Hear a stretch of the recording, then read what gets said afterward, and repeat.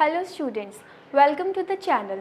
So as you know हम हमारे excretory system के बारे में पढ़ रहे हैं। तो हमारा आज का टॉपिक है concentration of urine. So you all know, इससे पहले हम इसके बेसिक जो इंट्रोडक्शन है किडनीज़ के बारे में पढ़ चुके हैं और यूरिन के फॉर्मेशन के बारे में पढ़ चुके हैं। Now why is there need of concentration of urine, ये क्यों पढ़ने की ज़रूरत है? हमने ये तो पढ़ ही लिया है कि यूरिन बनता कैसे है और वो बॉडी से एक्सक्रीट आउट कैसे होता है। So there are many conditions. बहुत बार ऐसा होता है कि बाहर जो एक्सट्रीमिटीज़ है वहाँ बहुत ज़्यादा टेम्परेचर है, गर्मी बहुत ज़्यादा होने की वजह से, या कभी कभी आप ऐसे सिचुएशंस में आ जाते हैं जहाँ पानी की कमी है, या कभी कभी ऐसा भी होता है कि आप पूरा दिन, जैसे कि जब आप फास्ट रखते हैं तो पूरा दिन ही आप बिना पानी के निकाल देते हैं।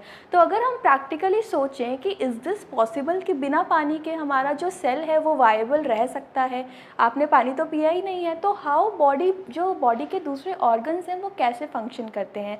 तो अब जब बाहर पानी की स्कार्सिटी होती है, कमी होती है, तो उसको कॉम्पनसेट करने के लिए जो मैकेनिज़्म हमारी बॉडी में है किडनीज़ के अंदर, उसको हम बोलते हैं कॉन्सेंट्रेशन ऑफ यूरिन। तो जब यूरिन कॉन्सेंट्रेट होता है तो अल्टीमेटली क्या होता है, जो पानी का डेफिसिट है, जो हम बाहर से इनटेक नहीं ले पा रहे हैं, तो वो पानी का डेफिसिट अंदर बॉडी में जो है वो कंप्लीट हो जाता है और बॉडी को कोई हार्म नहीं पहुंचता। तो आज हम इसके बारे में डिटेल में पढ़ेंगे। सो आई मे टेल यू कि ये बहुत ही इम्पॉर्टेंट पार्ट है इस चैप्टर का। ये बहुत इम्पॉर्टेंट क्वेश्चन है और मोस्टली ये समझ में भी नहीं आता है। सो बहुत ध्यान से सुनना है इसको और वीडियो को शुरू से लेकर लास्ट तक देखना है। So let's get started with the class. Now what are the objectives of today's class? आज हम क्या पढ़ने वाले हैं? So number 1 is concentration of urine, कि यूरिन कॉन्सेंट्रेशन की नीड क्या हो गई और वो चीज़ क्या है। Number 2 is obligatory urine volume, इस टर्म का क्या मतलब है। Number 3 is counter current mechanism, very important. Counter current mechanism जो है वो एक ऐसा मैकेनिज़्म है जिसके थ्रू यूरिन कॉन्सेंट्रेशन जो है वो पॉसिबल है। तो ये एक प्रोसेस है। इस मैकेनिज़्म के अंदर you have to read about 2 things. Number 1 is counter current multiplier and number 2 is counter current exchanger. तो मल्टीप्लायर का क्या काम है, एक्सचेंजर का क्या काम है, और ये दोनों जो चीज़ें हैं वो नेफ्रॉन के कौन सा पार्ट जो इसमें पार्टिसिपेट कर रहा है, हम उसके बारे में डिटेल में स्टडी करेंगे। देन इज़ द समरी, ये जो पूरा हम प्रोसेस पढ़ने वाले हैं उसकी समरी देखेंगे। सो now what is concentrated urine? अब क्या है concentrated urine?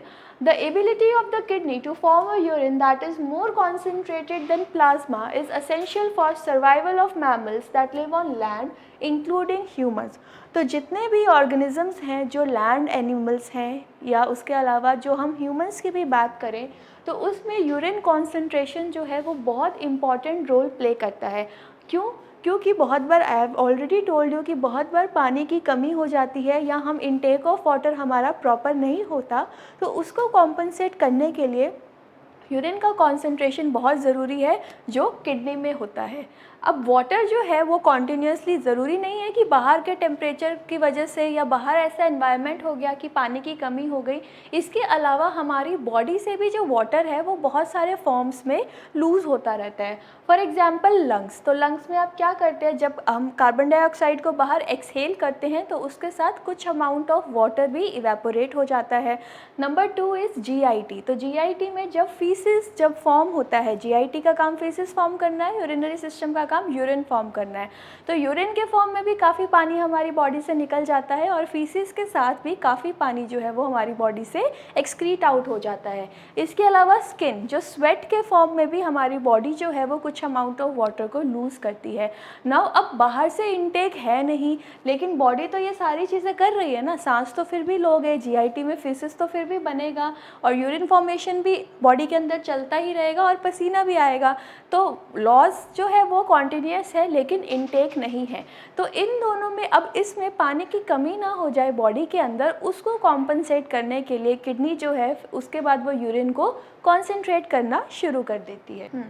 So what happens is कि जब fluid intake is required to match this loss, तो अभी हमने जो भी 4 फॉर्म पढ़े जिसमें कि body is loss through out the, जो वाटर है वो बॉडी से लूज़ होता है, तो वो जो लॉस है वो तो कॉन्टीन्यूस रहना ही है नॉर्मल कंडीशंस में भी और एक्सट्रीम कंडीशंस में भी। But what happens is normal conditions में कि इस लॉस को कॉम्पनसेट करने के लिए हम क्या करते हैं, हम बाहर से पानी पी लेते हैं।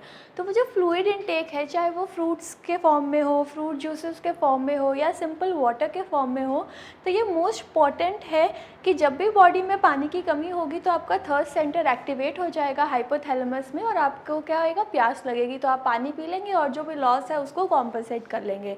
तो फिर ये यूरिन कॉन्सेंट्रेशन की ज़रूरत क्या आ पड़ी। यूरिन कॉन्सेंट्रेशन तब फॉर्म में आता है जब when there is water is in short supply, जब पानी की कमी है। अब पानी की कमी है, लॉस भी कॉन्टीन्यूस है, तो क्या होगा, हमारी बॉडी में जो कॉन्सेंट्रेशन है वो बढ़ता जा रहा है, तो उसको कम करने के लिए बॉडी के सेल्स जो हैं वो किसी भी आयन की या किसी भी सॉल्यूट, किसी भी फॉर्म में किसी भी चीज़ की अपर रेंज या लोअर रेंज को क्रॉस करेंगे तो बॉडी में दिक्कत आएगी। तो बॉडी खुद में इस चीज़ को कॉम्पनसेट करने के लिए क्या करती है कि वो वाटर की कमी होने की वजह से सॉल्यूट्स को बाहर निकालना शुरू कर देती है, सिक्रीट करना शुरू कर देती है। So I hope you know what is secretion and what is secretion, और फिल्ट्रेशन क्या है, सिक्रीशन क्या है, रीअब्जॉर्प्शन क्या है, ये आप पिछली वीडियो में पढ़ चुके हैं। सो व्हाट हैपन्स इज़ कि जब वो सॉल्यूट्स को सिक्रीट करना शुरू करती है, यानी कि वो सॉल्यूट्स जो हैं वो यूरिन में निकलना शुरू कर देते हैं। तो आपको पता ही है कि डाइल्यूट और कॉन्सेंट्रेशन में फ़र्क क्या है। डाइल्यूट वो चीज़ होती है जिसमें पानी ज़्यादा होता है, हाइपोटोनिसिटी होती है, और हाइपरटोनिक का क्या मतलब है, जो कॉन्सेंट्रेटेड सॉल्यूशन होता है जिसमें सॉल्यूट ज़्यादा होता है।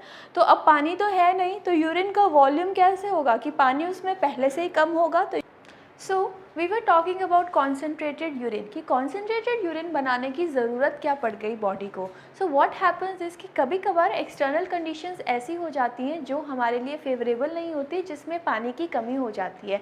तो अगर अब पानी का लॉस आपने देखा ही है कि किन 4 तरीक़ों से हो रहा है, तो वो पानी का लॉस तो कॉन्टीन्यूस है, वो तो होगा ही होगा।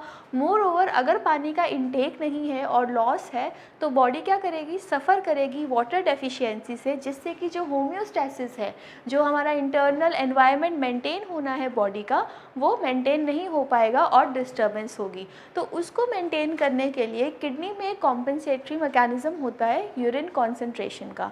अब उस यूरिन कॉन्सेंट्रेशन में होता क्या है, किडनी क्या करेगी, यूरिन के वॉल्यूम को भी कम कर लेगी। वॉल्यूम को कम करने से क्या होगा, वाटर जो है ज़्यादा से ज़्यादा बॉडी के अंदर रह पाएगा और उसके कॉन्सेंट्रेशन को बढ़ा देगी। कॉन्सेंट्रेशन को बढ़ाने का मतलब, you know what is concentration and what is dilution. तो डाइल्यूशन में क्या होता है, पानी का कंटेंट ज़्यादा होता है और कॉन्सेंट्रेशन में सोल्यूट का कंटेंट ज़्यादा होता है। तो बॉडी के जितने भी सोल्यूट्स हैं वो सिक्रीट करेगी नेफ्रॉन के अंदर कि वो यूरिन की फॉर्म में एक्सक्रीट आउट हो जाए।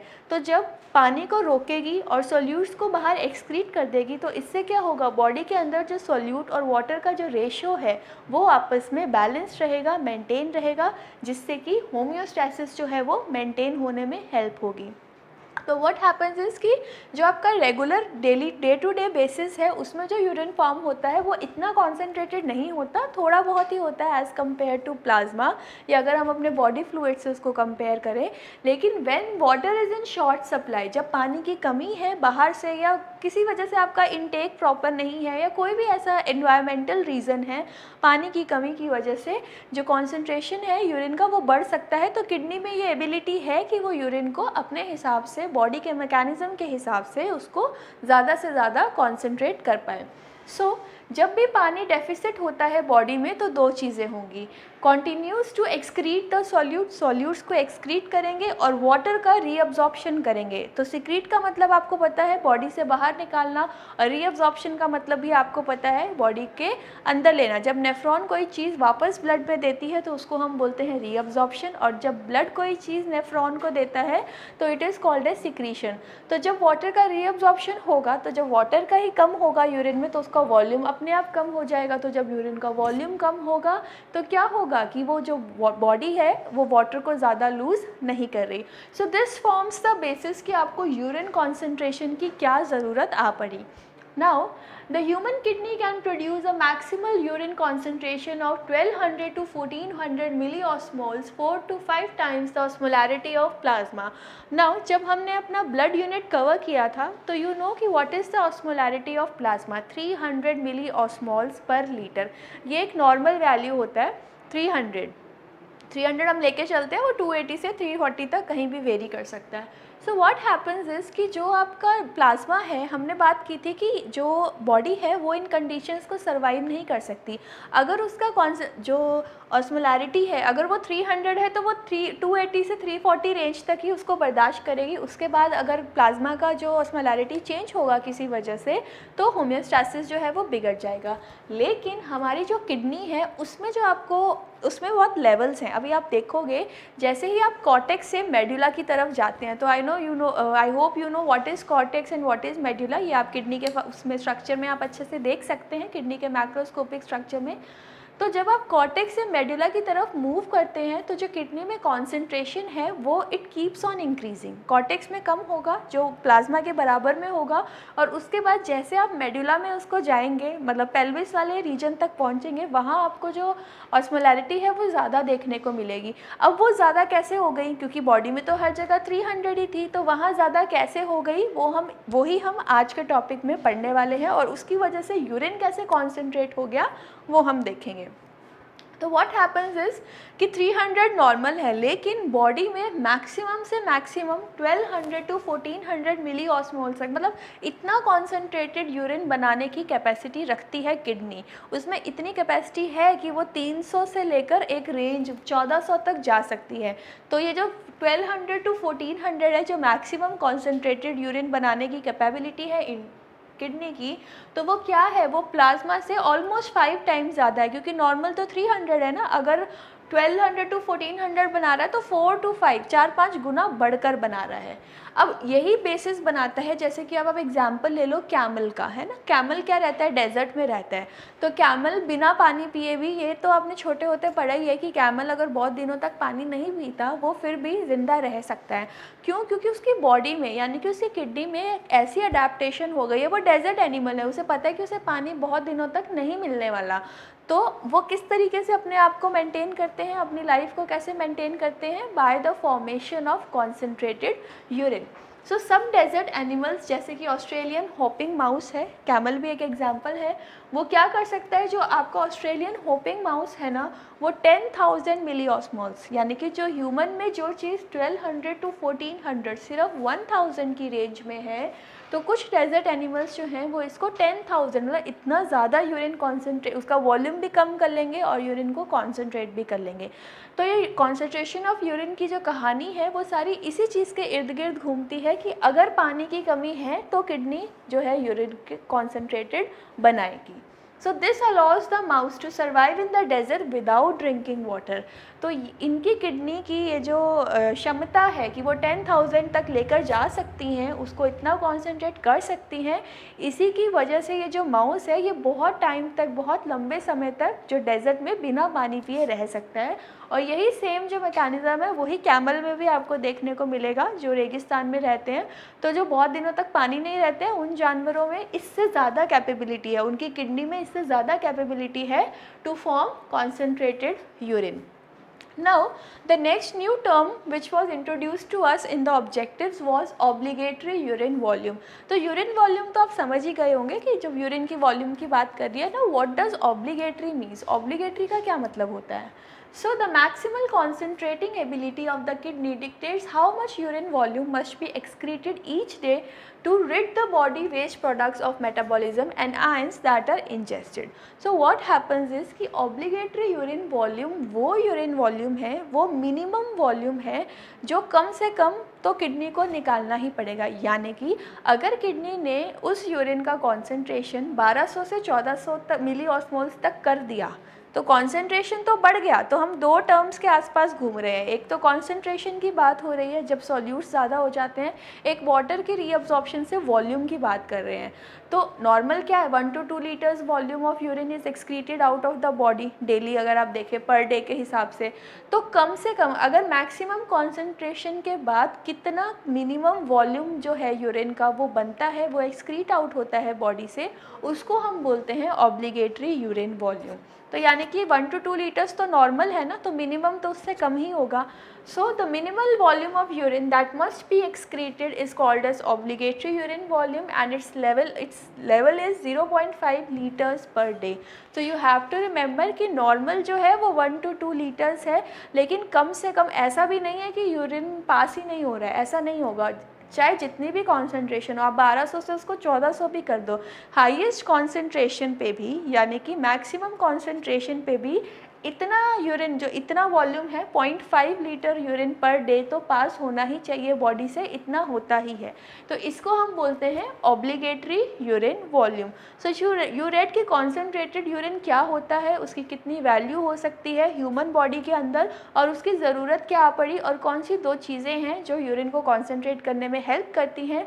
Secondly you read about obligatory urine volume कि अगर मैक्सिमम कॉन्सेंट्रेशन कर भी दें तो कम से कम 0.5 लीटर यानी कि हाफ लीटर्स पर डे तो यूरिन का एक्सक्रीट आउट होना ज़रूरी है for proper functioning. Now under the following influences concentration of urine takes place. तो हम इतनी देर से बात कर रहे हैं कि यूरिन कॉन्सेंट्रेट हो गया, सोल्यूट्स जो हैं वो ज़्यादा एक्सक्रीट आउट हो गए, तो इस तरीके से अब ये हुआ क्यों। तो ये दो चीज़ों की वजह से, यानी कि high level of anti diuretic hormone as well as high osmolarity of the renal medullary interstitial fluid, very important. Anti diuretic hormone का हाई लेवल जो है वो आपको इजीली समझ आ जाएगा, लेकिन ये जो मेडुलरी इंटरस्टिशियम में जो ऑस्मोलैरिटी बनी है ये इजीली नहीं समझ आएगी, तो इसको ध्यान से समझना है। तो इन दो चीज़ों की वजह से ही जो है यूरिन कॉन्सेंट्रेट हो पाया। Now what happens is high level of anti diuretic hormone में क्या होता है, एंटी डायूरेटिक हार्मोन, तो इसके नाम में ही छुपा हुआ है कि ऐसा हार्मोन, तो ये हार्मोन पोस्टीरियर पिट्यूटरी रिलीज़ करती है। तो जब वाटर की कमी होगी बॉडी में तो एक मैसेज जाएगा ब्रेन तक कि पानी की रीअब्जॉर्प्शन कराना है, पानी को अभी रोक के रखना है क्योंकि पानी की कमी है शरीर में। तो क्या होगा, जो ब्रेन है वो पोस्टीरियर पिट्यूटरी को मैसेज देगी कि अब आपको एंटी डायूरेटिक हार्मोन निकालना है। अब इसके नाम में देख सकते हो, एंटी का मतलब होता है अगेंस्ट और डायूरेटिक का मतलब जो मिक्सचुरेशन ना करने दे, यानी कि वॉल्यूम ऑफ जो वाटर है हम उसको कंजर्व कर रहे हैं। तो ये एंटी डायूरेटिक हार्मोन जब ब्लड में रिलीज़ होगा पोस्टीरियर पिट्यूटरी से, तो ये कहाँ जाएगा, ये जाएगा डिस्टल ट्यूब्यूल में, यानी कि जो डीसीटी है वहाँ पे और जो कलेक्टिंग डक्ट है वहाँ पे, उन दोनों जगह पे जाकर काम करेगा। और इसका फंक्शन क्या है, वाटर के रीअब्जॉर्प्शन को बढ़ाना। एंटी डायूरेटिक है ना, डायूरेसिस नहीं कराएगा, मिक्सचुरेशन नहीं कराएगा, यूरिन पास आउट नहीं होने देगा। तो इसका काम क्या है कि पानी को जितना ज़्यादा हो सके नेफ्रॉन से उठाकर ब्लड में वापस डालना है, सो दैट कि जो ब्लड वॉल्यूम है 5 to 6 लीटर्स वो नॉर्मल रह सके। सो व्हाट हैपन्स इज कि ये वहाँ जाएगा और वहाँ परमिएबिलिटी बढ़ा देगा, तो उससे क्या होगा, वाटर की जो है रीअब्जॉर्प्शन हो जाएगा।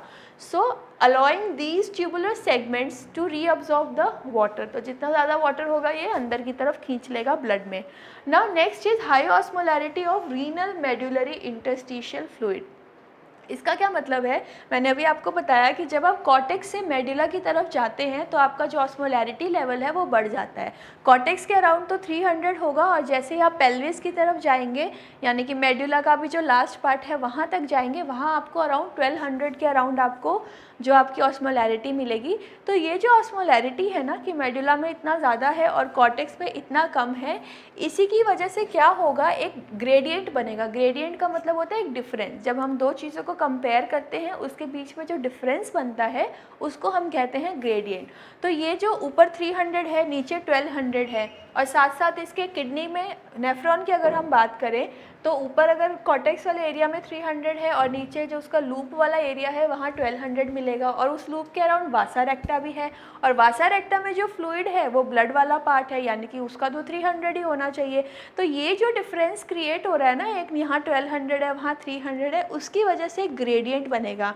तो ये ग्रेडियंट प्लस ये ADH क्या करेगा, वाटर की मूवमेंट में हेल्प करेगा, वाटर की रीअब्जॉर्प्शन में हेल्प करेगा। और जैसे ही एक adequate amount of water body में रीअब्जॉर्ब हो जाएगा, उससे क्या होगा, जो ब्लड वॉल्यूम है, ब्लड में वापस चला गया पानी, तो क्या होगा, जो ब्लड वॉल्यूम है वो नॉर्मल आ जाएगा और बॉडी को फिर वो नॉर्मल होम्योस्टेसिस मेंटेन कर लेगा कि अब पानी की कमी नहीं है।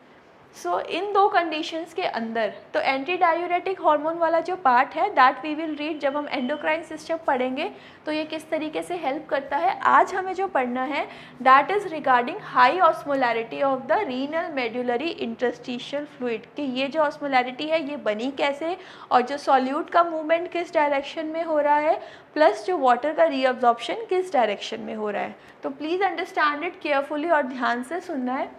सो the renal medullary interstitium surrounding the collecting ducts normally is very hyperosmotic, so that when ADH levels are high, the membrane जो है, ट्यूबुलर मेम्ब्रेन जो है, वहाँ से ऑस्मोसिस के थ्रू वाटर रीअब्जॉर्ब होता है। तो यही बात मैं आपको बार बार कह रही हूँ कि जो किडनी का मेडुला वाला पार्ट होता है वो हाइपर ऑस्मोटिक है, उसकी जो ऑस्मोलैरिटी है वो ऑलमोस्ट 1200 मिली ऑस्मोल्स के बराबर है।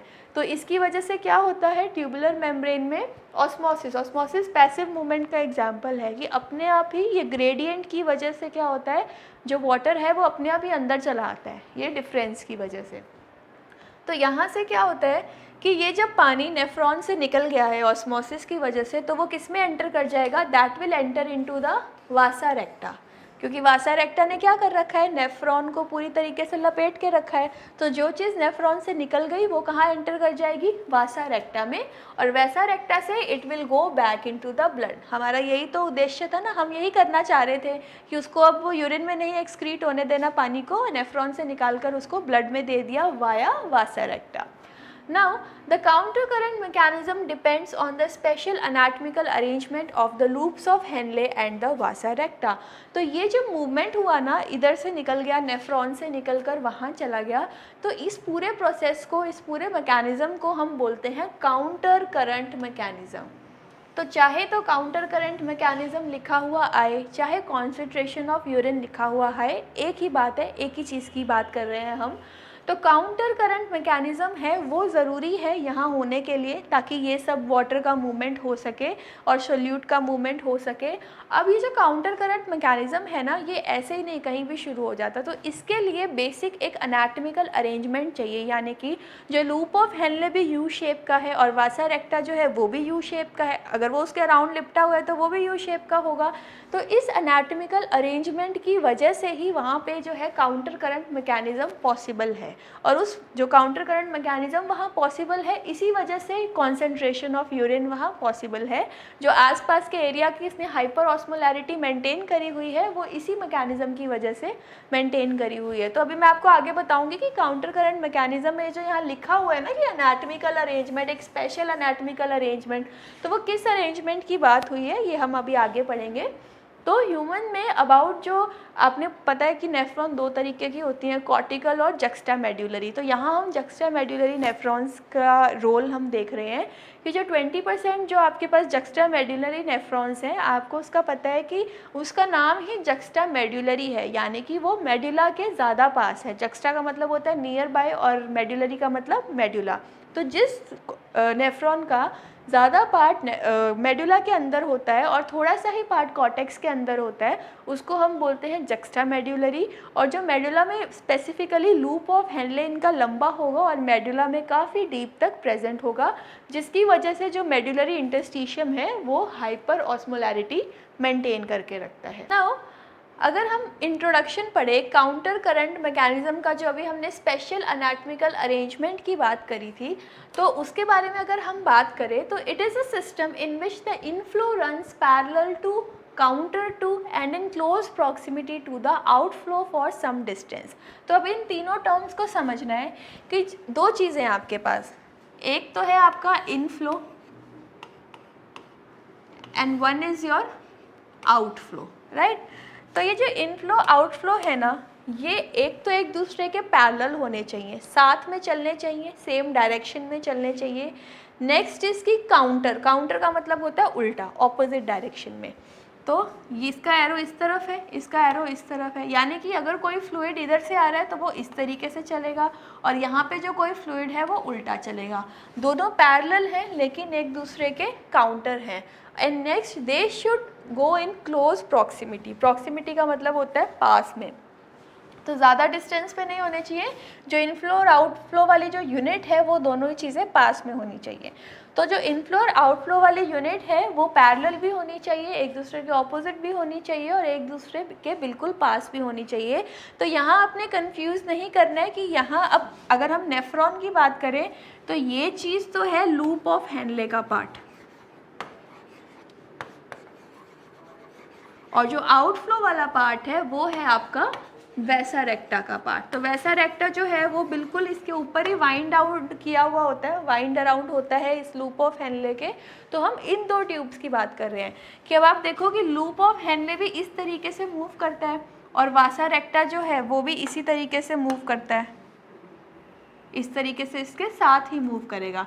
तो जब वॉमन्स कैप्सूल से यहाँ पे चीज़ आएगी तो अगर वो वासा रेक्टा में एंटर कर रही है तो वो फिर उल्टी डायरेक्शन में जाएगी ना। तो ये दो चीज़ें क्या है, एक दूसरे के पैरेलल भी है, एक दूसरे के ऑपोजिट भी मूवमेंट शो कर रही है, एज वेल एज एक दूसरे की प्रॉक्सिमिटी में भी है। सो कंडीशंस टू बी फुलफिल्ड, एक काउंटर करंट मैकेनिज्म होने के लिए जो कंडीशंस की ज़रूरत है वो है कि दो tubes should be in parallel, movement in the opposite direction and in close proximity, बिल्कुल पास होने चाहिए और सेलेक्टिवली परमिएबल भी होने चाहिए। अब ऐसा नहीं है कि इस ट्यूब ने कोई चीज़ अगर बाहर भेज दी तो वो दूसरी ट्यूब के अंदर एंटर ही नहीं कर रही, तो उस चीज़ का कोई फ़ायदा नहीं है। तो वहाँ पे प्रॉपर सेलेक्टिव परमेबिलिटी भी होनी चाहिए दोनों मेम्ब्रेन की कि इनको कौन सी चीज़ को अपने अंदर लेना है और कौन सी चीज़ को नहीं लेना। तो ये जो सारा मैकेनिज़्म है ना, इसको हम बोलते हैं काउंटर करंट मैकेनिज़्म, जो आपको नेफ्रॉन में देखने को मिलता है। And this counter current mechanism is responsible for concentration of urine. Now अब इस काउंटर करंट मैकेनिज्म को ही होल्ड कर कर हम अपने आगे की पढ़ाई करते हैं। सो व्हाट हैपेंस इज कि the osmolarity of interstitial fluid in almost all parts of the body is about 300 which is similar to the plasma osmolarity.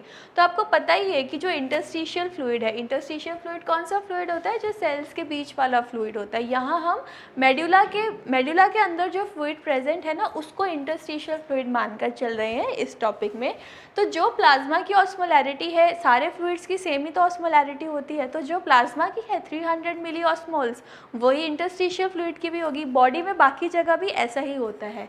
The osmolarity of the, लेकिन मेडुला को छोड़कर, मेडुला में जो osmolarity है वो cortex से medulla की तरफ जब आते हैं वो बढ़ती रहती है। तो 300, 600, 900 इस तरीके से वो it is about 1200 to 400 milli osmoles per litre.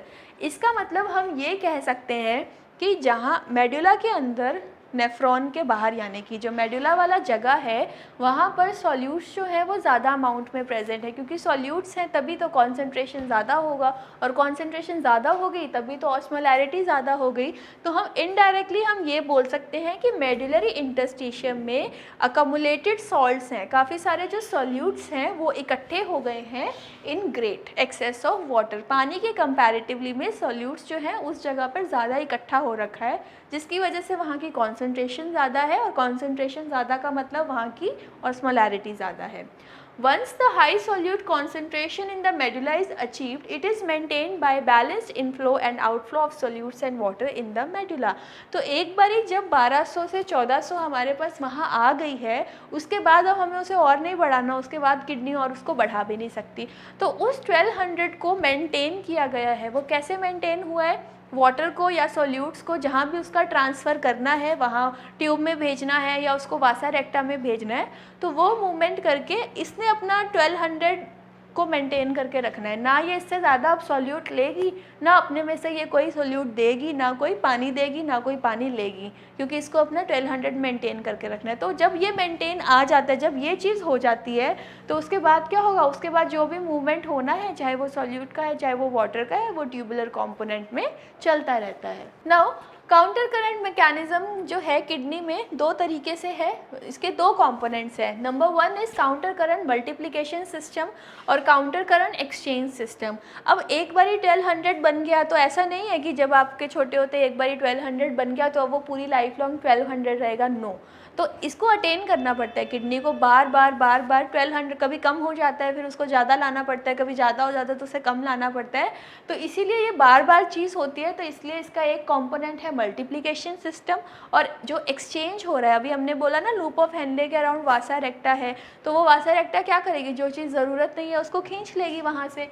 सो इसीलिए इसको हम बोलते हैं एक्सचेंज सिस्टम। तो जो मल्टीप्लिकेशन वाला काम है वो काम है लूप ऑफ हेनले का, और जो एक्सचेंज वाला काम है वो काम है वासा रेक्टा का। तो ये एमसीक्यूज़ में बहुत बार पूछा जाता है कि काउंटर करंट मैकेनिज्म में which is the exchanger and which is the multiplier.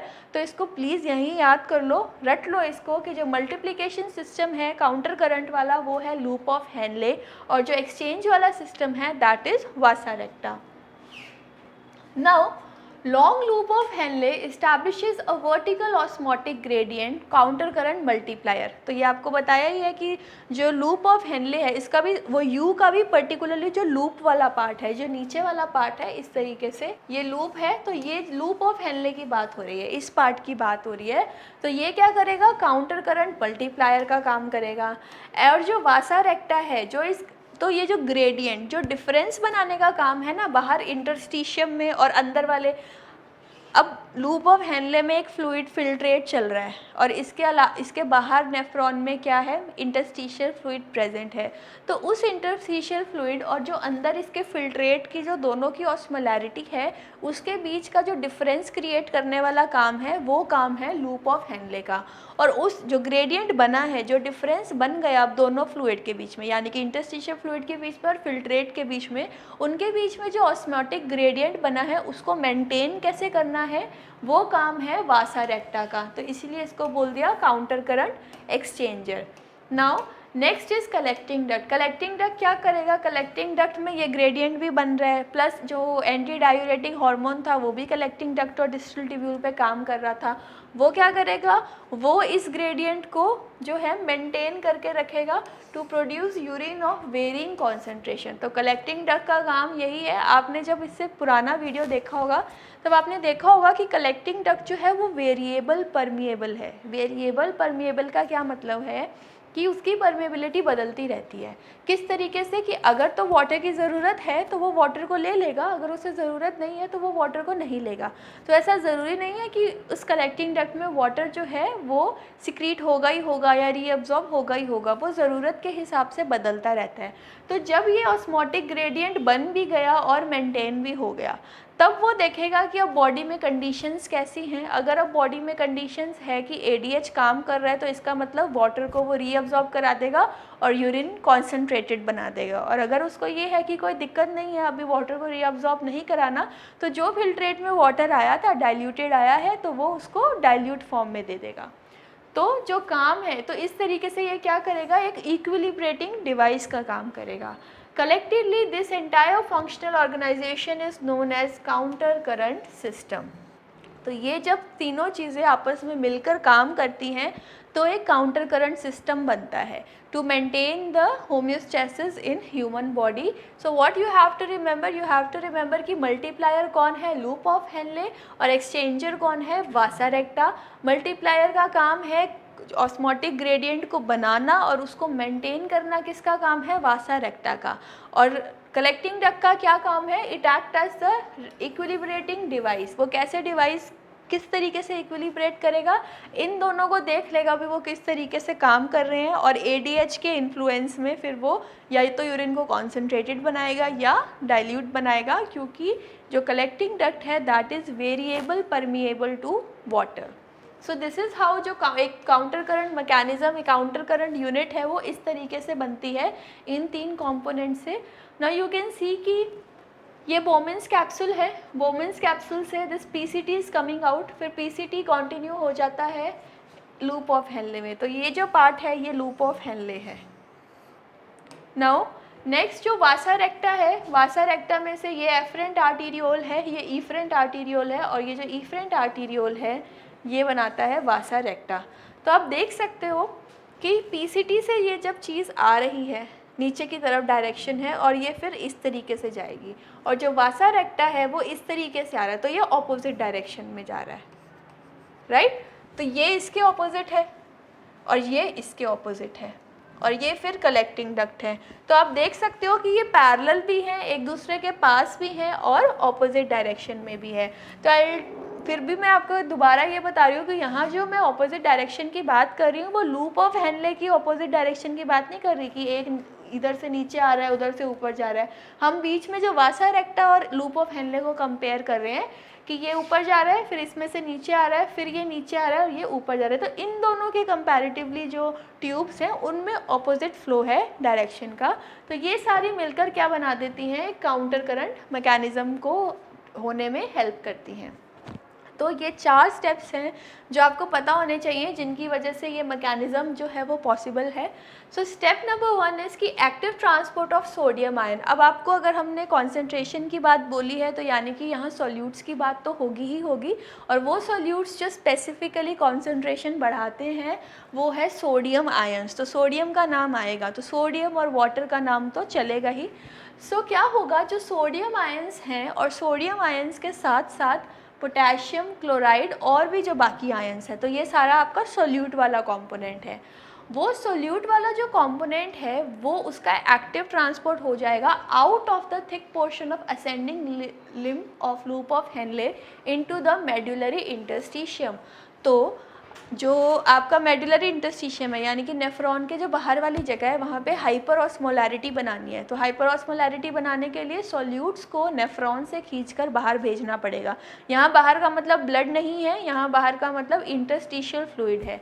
तो क्या होगा, जितने भी सारे सॉल्यूट्स हैं ना लूप ऑफ हेनले के जो असेंडिंग लिम्ब है वहाँ से क्या करेंगे, ये सारे जो सॉल्यूट्स हैं वो एस्केप हो जाएंगे और एस्केप होकर कहाँ जमा हो जाएंगे, इंटरस्टिशियम में। तो अगर इंटरस्टिशियम में सॉल्यूट्स इकट्ठे हो रहे हैं तो वहाँ की हाइपर ऑस्मोलैरिटी बढ़ रही है। सो व्हाट हैपेंस इज कि अब active transport of ions from the collecting duct into the medullary interstitium. तो सबसे पहले कहाँ से, ascending limb of loop of Henley से भी सॉल्यूट्स बाहर निकल गए। नंबर 2 इज कि कलेक्टिंग डक्ट से भी सॉल्यूट्स और बाहर निकल गए। अब नंबर 3 में क्या होगा कि कलेक्टिंग डक्ट से यूरिया भी बाहर निकल जाएगा। तो यूरिया भी क्या करेगा, यूरिया भी अगर इंटरस्टिशियम में हो जाएगा तो वो भी कॉन्सेंट्रेशन को इंक्रीज करेगा। And number 4 is diffusion of only small amounts of water from the medullary tubules into the medullary interstitium. Now you can see कि आपका जो स्टेप 1, स्टेप 2 और स्टेप 3 है उसमें से आयंस और यूरिया निकल रहे हैं जिनका काम है कॉन्सेंट्रेशन को बढ़ाना, और वो ग्रेट अमाउंट में निकल रहे हैं। और स्टेप 4 में आपका वाटर निकल रहा है। तो वाटर अगर ज़्यादा निकल जाएगा तो वो कॉन्सेंट्रेशन का कोई फ़ायदा ही नहीं होगा ना, वो तो फिर डाइल्यूट हो जाएगा। तो वाटर जो है वो बहुत कम अमाउंट में निकल रहा है। निकल सॉल्यूट भी रहा है, निकल वाटर भी रहा है, लेकिन सॉल्यूट जो है वो ज़्यादा निकल रहा है और जो वाटर है वो स्मॉल अमाउंट में निकल रहा है। तो ये 3 जगह से सॉल्यूट्स और यूरिया के निकलने की वजह से जो आसपास का मेडुलरी इंटरस्टिशियम वाला जो पार्ट है वहाँ पे जो इंटरस्टिशियल फ्लूइड प्रेजेंट है उसकी ऑस्मोलैरिटी जो है वो बढ़ रही है। Now you can see here, आप इस डायग्राम में देखो फिर से, ये नेफ्रॉन का डायग्राम है, PCT, DCT, collecting duct, you all know this. तो आपके पीसीटी में क्या हुआ, वाटर का तो रीअब्जॉर्प्शन हो गया, यानी कि बाहर जो पानी था वो तो अंदर मतलब वो ब्लड में भेज दिया, और उसके बाद क्या है, सोल्यूट का भी रीअब्जॉर्प्शन हो गया। तो वाटर का भी रीअब्जॉर्प्शन हो गया, सोल्यूट का भी रीअब्जॉर्प्शन हो गया, नेफ्रॉन से बाहर निकल गया वाटर भी और सोल्यूट भी। तो जो डिसेंडिंग लूप ऑफ हेनले है it is highly permeable to water and relatively permeable to solutes. तो हाईली परमिएबल टू वाटर का मतलब है ये वाटर को तो अपने थ्रू पास कर लेता है लेकिन सोल्यूट्स को अपने अंदर नहीं लेता। तो जो पहले स्टेप में वाटर और सोल्यूट बाहर निकला था उसमें से अब वाटर को अगर ये वापस खींच लेगा तो पीछे क्या बच गया, सोल्यूट, और सोल्यूट फिर आसपास की जगह का क्या कर देगा, कॉन्सेंट्रेशन को बढ़ा देगा। और जो थिक असेंडिंग लिम्ब है जो ये वाला है ये क्या करेगा, इट इज़ इम्परमिएबल, ये बिल्कुल इसके उल्टा है, ये वाटर के लिए इम्परमिएबल है और सोल्यूट रीअब्जॉर्प्शन अकर्स। अब इसमें क्या है कि वाटर के लिए वो इम्परमिएबल है लेकिन इसी स्टेप पे वाटर तो ऑलमोस्ट अंदर चला ही गया था ना, तो वाटर तो वैसे भी कम है, यहाँ आएंगे तो वाटर तो वैसे भी कम है, तो वो और अगर तो इम्परमेबिलिटी का इसका कोई लेना देना नहीं है। अगर वाटर कम है तो जब पहले ही कम है तो वो अंदर जाएगा ही क्या, तो वो उसके लिए इम्परमेबल हो ना हो उससे कोई फ़र्क नहीं पड़ता। बट यहाँ पे सोल्यूट रीअब्जॉर्प्शन अक्कर होता है, यानी कि ये सोल्यूट को खींचने के काबिल है। तो अब हमें यहाँ कुछ ऐसा मेंटेन करना है। इस तरफ तो आपने देख लिया कि सोल्यूट बाहर आ रहा है तो मेंटेन हो गई। अब इस तरफ कैसे हम इसको मेंटेन करें, तो यहाँ आपका वासा रेक्टा वाला पार्ट आएगा कि वासा रेक्टा कैसे हेल्प करेगा ये एक्सचेंज करने में। सो डेवलपमेंट ऑफ मेडुलरी ग्रेडियंट। अब आप ये जो डायग्राम है ना, आप इसको आने वाली 6 से 7 स्लाइड्स में देखोगे तो आपको ये नंबर नोटिस करने हैं कि नंबर में किस तरीके से चेंज हो रहा है। So this is your loop of Henle, है ना, ये आपका लूप ऑफ हेनले है। और ये एरो बता रहा है कि इसके ऊपर ग्लोमेरुलस था, ग्लोमेरुलस के बाद पीसीटी था, पीसीटी से वो एंटर कर जाती है लूप ऑफ हेनले में। तो जो फिल्ट्रेट एंटर करा है वो 300 मिलीऑस्मोल्स का है, यानी कि जो फिल्ट्रेट एंटर हुआ है वो प्लाज्मा के बराबर में ही तो होगा, ब्लड की उससे आया है तो उसका क्या होगा, 300 ही होगा। तो आने वाले का भी 300 है, तो जाने वाले का भी 300 है, और जो बीच में जो मेडुलरी इंटरस्टिशियम है वो भी अभी 300 है। तब आपको ये नंबर्स में आपको चेंज देखना है और एरोज़ को ध्यान रखना है कि किस डायरेक्शन में जो है सोल्यूट्स जा रहे हैं या वाटर जा रहे हैं और ये किस तरीके से ऑस्मोलैरिटी बदल रही है। So now what happens is कि हम एक हाइपोथेटिकल केस लेके चल रहे हैं। हाइपोथेटिकल का क्या मतलब है, इमेजिनरी केस लेके चलें। आप अज्यूम करो, वैसे एग्जैक्ट 300 होता नहीं है, लेकिन आप 0 से स्टार्ट करो। जैसे हमने कार्डियक साइकिल में भी 0 से स्टार्ट किया था, हम यहाँ भी इसको 0 से स्टार्ट करेंगे। तो आप अज्यूम करो कि जो फिल्ट्रेट आ रहा है वो ऑलमोस्ट इक्वल है 300 मिलीऑस्मोल्स के, और जो मेडुलरी इंटरस्टिशियम वाला पार्ट है वो भी अभी 300 मिलीऑस्मोल्स ही है। अभी हमने इस 300 को 1200 तक लेके जाना है कंसंट्रेशन करने के लिए। तो अब वो किस तरीके से 1200 होगा वो हम देख रहे हैं। नाउ नेक्स्ट यू सी कि अभी हमने बोला कि जब transporters create a gradient of 200 मिलीऑस्मोल्स, तो होता क्या है कि यहाँ पे जो चीज़ें थी वो कुछ बाहर मूव करनी शुरू होंगी। ठीक है, हमने बोला था सोल्यूट सोडियम क्लोराइड है, उसके साथ पोटेशियम है, तो वो बाहर की तरफ जो है, आप एरो देख सकते हो, वो बाहर की तरफ मूव होना शुरू हो जाएंगी। तो जब वो बाहर की तरफ मूव हो जाएंगी तो क्या होगा, अब वो यहाँ इकट्ठी हो गई ना, जो वो मीडिया स्टिशियम वाला पार्ट था, जो मेडुलरी इंटरस्टिशियम वाला पार्ट था, वहाँ इकट्ठी हो गई हैं ये सॉल्यूट्स। तो यहाँ का बढ़कर 300 से 400 हो गया, और अंदर से तो वो निकल गई हैं, तो अंदर का घट जाएगा, 300 से 200 हो जाएगा। यानी कि अंदर जो पार्ट है वो डाइल्यूट हो गया और बाहर वाला पार्ट जो है वो कॉन्सेंट्रेटेड हो गया। तो ये डिफरेंस क्यों आया, ये जो डिफरेंस आया 200 का, वो इस वजह से आया, पहले तो दोनों ही बराबर थी, जब यहाँ से सॉल्यूट्स जो है वो बाहर की तरफ आ गई, वो अब नेफ्रॉन से निकल गई हैं, वो इंटरस्टिशियल फ्लूइड में आ गई, तो ये 400 हो गया, ये 200 हो गया। So the osmolarity in the medullary interstitium increases to 400। अब आप देख सकते हो कि ग्रेडियंट बन गया, ग्रेडियंट मतलब आप डिफरेंस देखो, 400 माइनस 200, तो यहाँ 200 मिलीऑस्मोल्स का ग्रेडियंट ऑलरेडी बन चुका है, और यहाँ पर 100 मिलीऑस्मोल्स का ग्रेडियंट बन चुका है। So now what happens is कि the descending limb loses water and reaches the same osmolarity.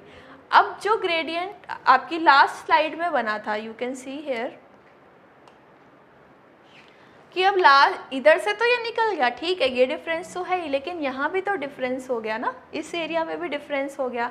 तो अब इसकी वजह से क्या होगा, अब इधर जो 300 था उसको यहाँ 400 आने के लिए क्या करना पड़ेगा, उसको अगर अब अपनी कॉन्सेंट्रेशन बढ़ानी है तो उसको खुद से वाटर को निकालना पड़ेगा। वो वाटर को निकालेगा तभी तो उसकी कॉन्सेंट्रेशन बढ़ जाएगी। तो यहाँ से क्या होगा, वाटर जो है वो लूज़ होना शुरू हो गया। तो जैसे ही वाटर लूज़ होगा तो वो 300 बढ़कर 400 हो जाएगा। तो पहले तो बेसिक्स ये है कि कॉन्सेंट्रेशन और डाइल्यूशन में फ़र्क क्या है। कॉन्सेंट्रेशन का मतलब सॉल्यूट ज़्यादा है और डाइल्यूशन का मतलब वाटर ज़्यादा है। कहीं अगर कॉन्सेंट्रेशन बढ़ानी है तो या तो उसको सॉल्यूट खींच लो अंदर, या उसका पानी जो है वो बाहर कर दो। तो यहाँ पे क्या हो रहा है, कॉन्सेंट्रेशन को इसके बराबर में लाने के लिए, जो 300 को 400 बनाने के लिए इसने क्या किया, अपना जो वाटर कंटेंट था उसको लूज़ कर दिया, उसको निकाल दिया। So the descending limb loses the water and reaches the same osmolarity. Now what happens कि अब इस तरीके से जो ऑस्मोलैरिटी है ये एक नेफ्रॉन में फिर दूसरे नेफ्रॉन में, इस तरीके से हर नेफ्रॉन में चल रही है। तो ये तो बात थी जब एक बार फिल्ट्रेट आया। अब इसमें एक ही बार तो फिल्ट्रेट नहीं आ रहा ना। अब पहले इसने अपने आप को 400 तो कर लिया था, ठीक है, लेकिन अब पीसीटी ने ऊपर से और छान कर भेज दिया फिल्ट्रेट। अब जब वो नया फिल्ट्रेट आया तो वो नया फिल्ट्रेट कितने का था, वो 300 का था। अब फिर दिक्कत हो गई, अब ये 400 है, ऊपर से तो 300 है क्योंकि नया एंटर कर चुका है, और जो पुराने वाला चल रहा है वो और खिसक गया यहाँ से, तो यहाँ नीचे की तरफ 400 हो गया और यहाँ ऊपर अभी तक 200 ही है। तो ये जो चेंज आया है ना वो इस वजह से आया, जब ऊपर से नया फिल्ट्रेट आता है तो ये फ्लूइड पूरा का पूरा ही अंदर मूव करेगा, और जो ये इंटरस्टिशियम है वो तो मेंटेन रहेगा, वो तो 400 बना था तो 400 ही रहेगा। So the new fluid enters the loop of Henle. अब पीसीटी ने और नया फ्लूइड भेज दिया which was equal to the osmolarity of plasma. तो I hope you understood this कि ये 300 400 ये इस तरीके से मूव कर गया due to entry of new fluid in the loop of Henle.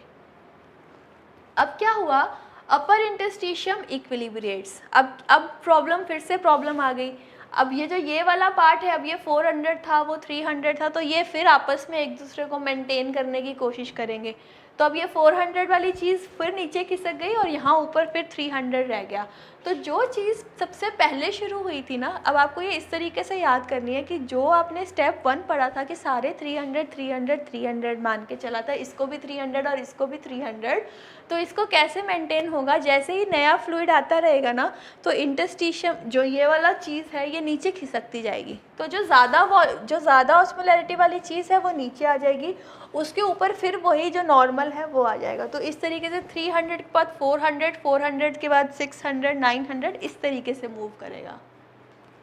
अब क्या हुआ, अब फिर ये चेंज की वजह से अब ये 200 है, ये 300 है, तो फिर यहाँ से क्या होंगे, सॉल्यूट्स मूव होने शुरू हो जाएंगे और वही ग्रेडियंट बन जाएगा जैसे पिछली बार बना था।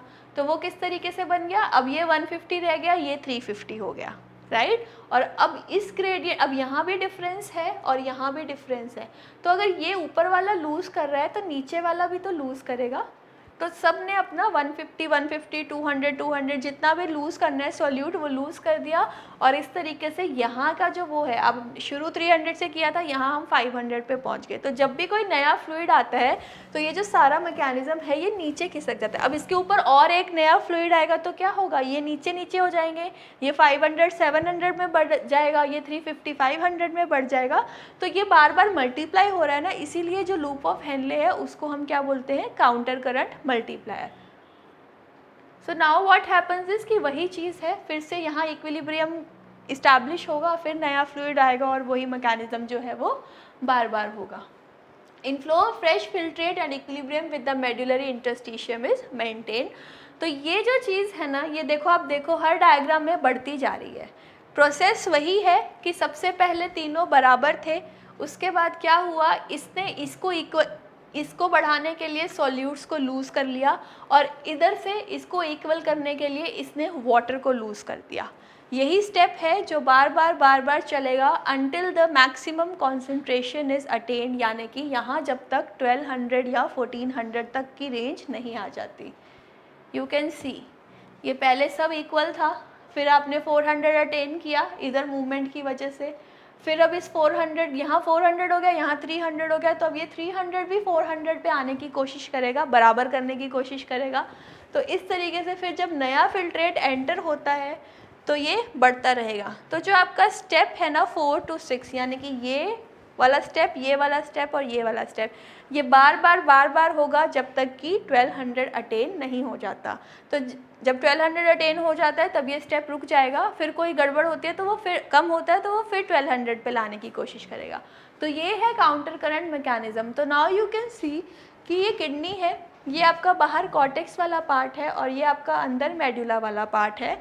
तो सबसे बाहर 300 होगा, फिर 600 900 और एट लास्ट 1200। तो सबसे ज़्यादा जो ऑस्मोलैरिटी है किडनी में वो आपका मेडुलरी इंटरस्टिशियम में, यानी कि जो मेडुला का इंटरस्टिशियल फ्लूइड है वहाँ देखने को मिलता है। और ये ग्रेडियंट बना कैसे, ये डिपेंड करता है कि लूप ऑफ हेनले के ऊपर डिपेंड कर रहा है कि वो कितना परमिएबिलिटी दिखा रहा है, किस तरीके से ये जो लूप ऑफ हेनले है वो मेंटेन कर रहा है आसपास से जो रीअब्जॉर्प्शन करना है और सिक्रीशन करना है।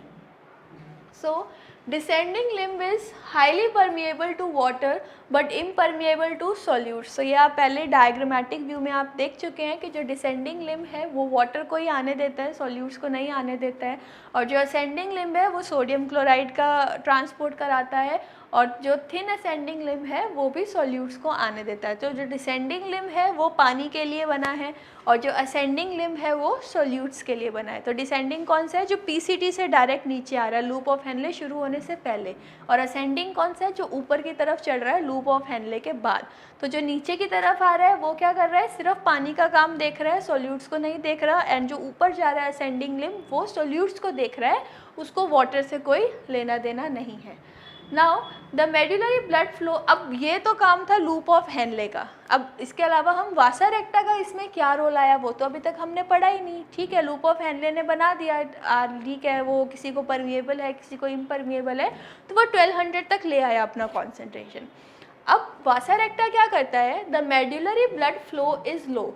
तो जैसे जब भी कोई चीज़ यू डायरेक्शन में है, अगर कोई चीज़ यू डायरेक्शन में है तो आप देख सकते हो, और एक चीज़ स्ट्रेट है, तो अगर ब्लड फ्लो यहाँ से कराएं तो ज़्यादा इजीली होगा, और अगर ब्लड फ्लो इस डायरेक्शन में होगा तो वो इस एरिया में आकर स्लो हो जाएगा, क्योंकि उसको बेंड होके जाना है।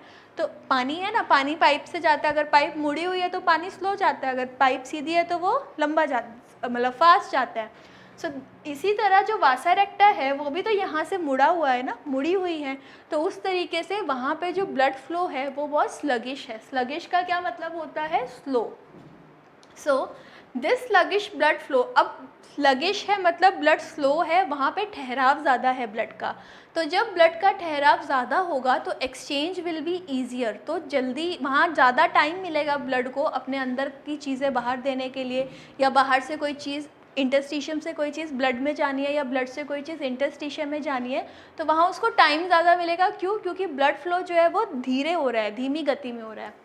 सो this blood flow is sufficient to supply the metabolic needs of the tissue and helps to minimize the solute loss from the medullary interstitium। तो ये sluggish blood flow की वजह से जो solute है वो वहाँ maintain ही रहता है, वो वहाँ आता नहीं है, और जो भी nutrients वहाँ ज़रूरी हैं या जो metabolic चीज़ें वहाँ ज़रूरी है blood वो उसमें छोड़ देता है, interstitium में छोड़ देता है। तो the vasa recta serve as the counter current exchangers, minimizing the washout of solutes from the medullary interstitium। तो इसी तरीके से जो वासा रेक्टा है, आपने जब फंक्शन पढ़े थे तो आपने देखा था कि लूप ऑफ हेनले का काम था ग्रेडियंट बनाना।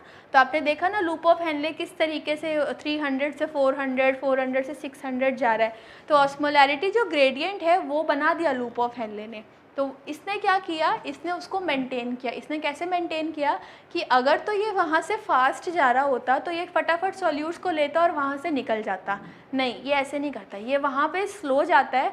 तो जैसे ही अगर कोई सॉल्यूट बाहर से वापस ब्लड में एंटर करेगा, और ऑस्मोलैरिटी जैसे ही अगर 1200 से मान लो 1000 हो गई, तो फिर क्या होगा? ब्लड वापस उसको भेज देगा कि नहीं यहाँ 1200 की ज़रूरत है। तो ये जो आने जाने का जो काम है ये तभी हो सकता है ना अगर ब्लड वहाँ पे ज़्यादा देर तक रहे।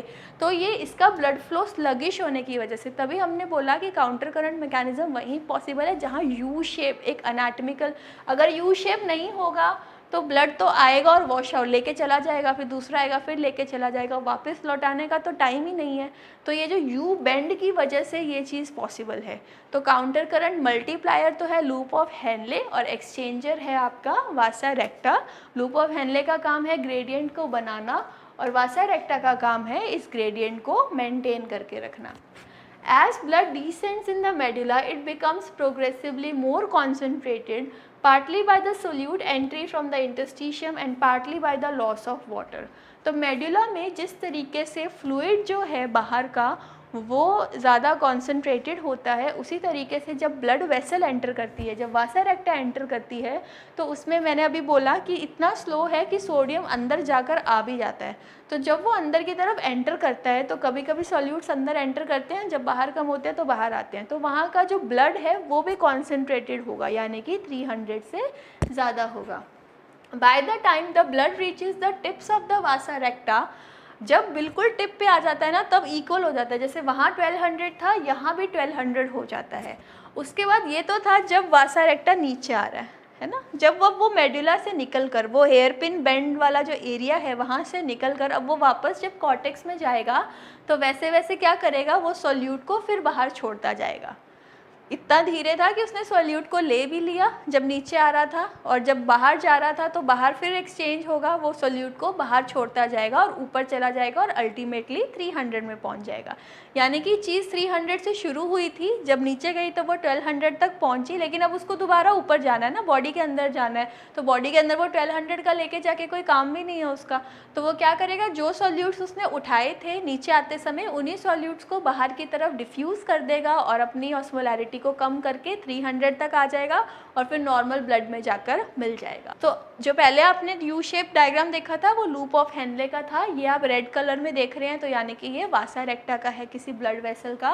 तो पहले ये 300 था जब एंटर करा, क्योंकि ये फिल्ट्रेट के बराबर में था, फिर सोल्यूट्स ने इसके अंदर आना शुरू कर दिया जैसे जैसे ये नीचे आ रहा है, तो 600, 800, 1000, तो सोल्यूट्स ने आना शुरू कर दिया और वाटर ने लूज़ होना शुरू कर दिया। तो इससे क्या हुआ, इन दोनों चीज़ों से इसकी कॉन्सेंट्रेशन जो है वो बढ़ रही है जैसे जैसे ये मेडुला में डिप कर रहा है। तो जो बिल्कुल जब टिप पे आ जाता है तो 1200, क्योंकि 1200 मैक्सिमम रेंज है, अब इसको यहाँ से दोबारा ऊपर जाना है, तो दोबारा ऊपर जाने के लिए इसको ऑलमोस्ट 300 को इक्वलाइज़ करना है।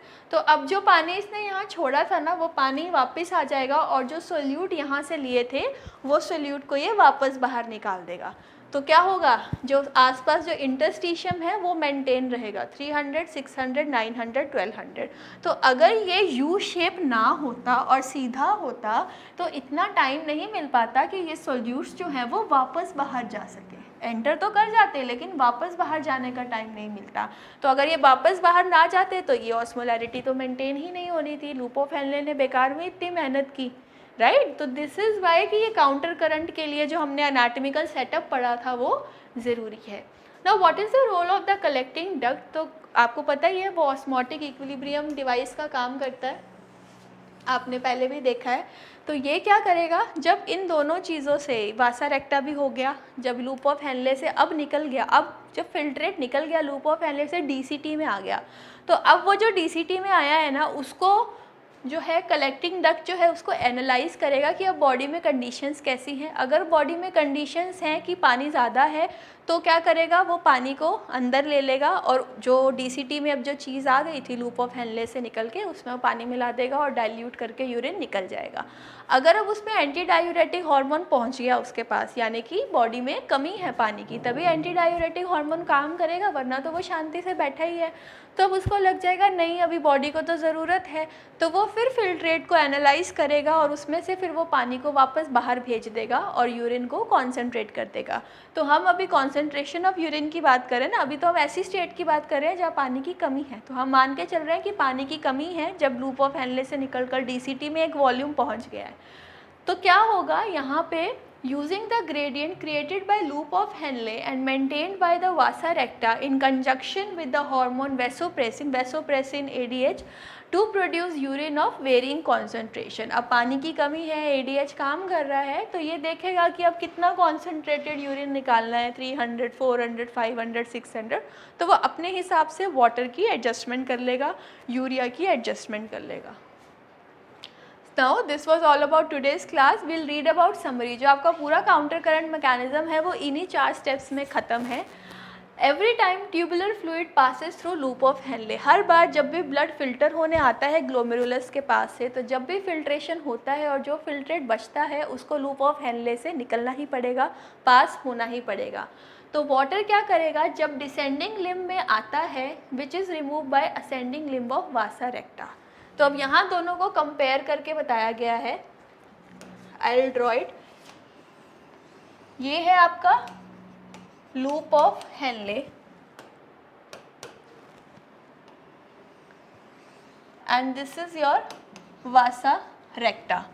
तो जो डिसेंडिंग लिम्ब है लूप ऑफ हेनले का, इससे क्या है, जो वाटर है वो इंटरस्टिशियम में निकलता है, क्योंकि आपको पता है डिसेंडिंग लूप सारा वाटर का काम संभालता है। तो वाटर जो है यहाँ से रिमूव होगा, ये इस डायरेक्शन में है और ये इस डायरेक्शन में है। तो जो वाटर यहाँ से निकलता है वो वाटर फटाफट इसमें वापस एंटर कर जाता है, वो ब्लड की तरफ लौट जाता है। ठीक है। तो ये वाटर को यहाँ बाहर ठहरने ही नहीं देते, जब वाटर बाहर ठहरेगा ही नहीं तो फिर वहाँ पे ऑस्मोलैरिटी ज़्यादा ही होगी ना, वहाँ डाइल्यूशन तो होएगी नहीं, क्योंकि वाटर तो साथ के साथ वासा रेक्टा लेकर जा रहा है। ये है। Now solutes comes out of ascending limb with interstitium. तो ये तो थी डिसेंडिंग लिम्ब की बात। अब अगर हम असेंडिंग लिम्ब की बात करें, जो ऊपर जा रहा है, जिसका काम क्या है, जिसका काम देखना है सोल्यूट्स को, तो यहाँ से सोल्यूट्स निकल रहे हैं, सोडियम पोटेशियम किसी भी तरीके की।